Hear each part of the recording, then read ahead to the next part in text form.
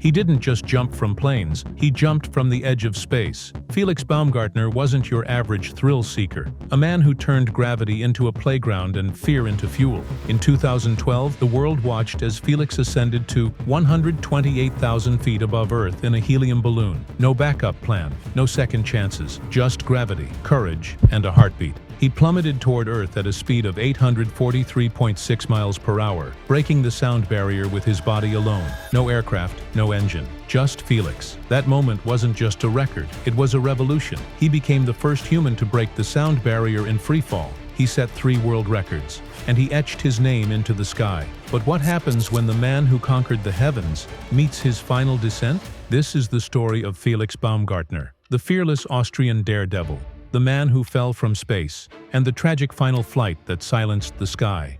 Born in Salzburg, Austria, in 1969, Felix was drawn to the sky from a young age. At just 16, he began skydiving. While most teenagers were figuring out life on the ground, Felix was already leaping into the unknown. He once said, "As a child, I always dreamed of flying, and I never let that dream go." He joined the Austrian military's elite parachute team, mastering precision jumps and aerial acrobatics. But Felix wasn't interested in staying grounded. He wanted more. He base jumped off the Christ the Redeemer statue in Brazil. He flew across the English Channel in a carbon fiber wingsuit. He leapt from the Petronas Towers in Malaysia. He even jumped from Taipei 101, one of the tallest buildings in the world. Every stunt was a challenge to gravity. Every jump, a message. I am not afraid. But it wasn't just about adrenaline.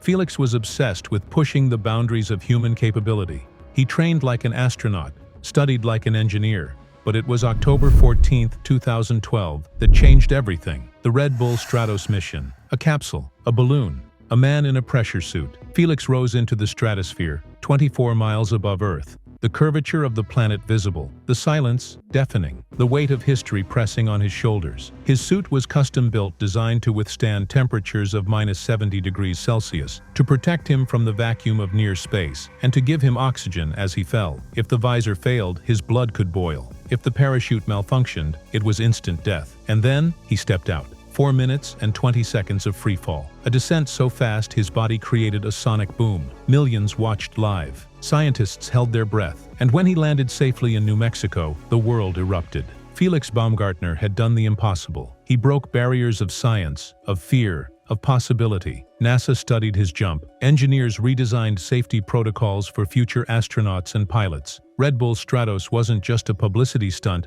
it was a scientific milestone. Felix became a global icon. He was interviewed by every major outlet, featured in documentaries, honored by aviation societies. Yet fame never changed him. He remained grounded ironically by his love for flight. After Stratos, Felix didn't retire. He took up helicopter piloting, became a stunt flyer, performed aerobatic shows across Europe. He even flew rescue missions during natural disasters. For Felix, the sky wasn't just a stage, it was a home. He once said, "If I don't feel fear, I know I'm not pushing hard enough." That philosophy guided his life. Fear to him wasn't an obstacle. It was a compass. But sometimes, fear pushes back.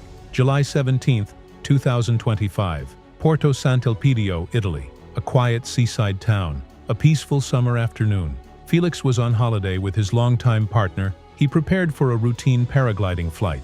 Nothing extreme, just a glide. He posted a video on Instagram. The caption read, "Man at work."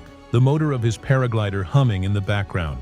And then, a cryptic story. A video of him circling above a field. The text overlay, "Too much wind." That was his last post. Moments later, something went wrong. Witnesses say his glider began drifting erratically. Felix reportedly felt unwell mid-flight. Investigators believe he suffered a sudden cardiac arrest. He lost control. His paraglider plummeted, crashing into the pool of a hotel complex filled with families and children. Felix Baumgartner, 56 years old, the man who defied gravity, died on impact. His spine fractured, his spinal cord irreparably damaged. Emergency responders arrived within minutes, but it was too late. He didn't die in space. He didn't die in a stunt. He died in a quiet town, on a quiet day, doing what he loved. His wife, Mihaela, posted a tribute. "I was filming him taking off, not knowing this would be his last flight. For over 12 years, I was there for every takeoff and landing. Except this one," she added. "Felix is going home now, up there, where he was the happiest ever." Red Bull released a statement. Felix was more than an athlete. He was a visionary, a pioneer, a friend. His courage redefined what it means to be human. So the next time you look up at the sky, remember Felix, the man who fell from space, the man who flew with fire in his heart, the man who showed us how to fall and rise. The sky is quieter now, but your story, it echoes forever. If you were inspired by Felix's journey, hit that like button, subscribe, and share this video. Let's keep his legacy alive.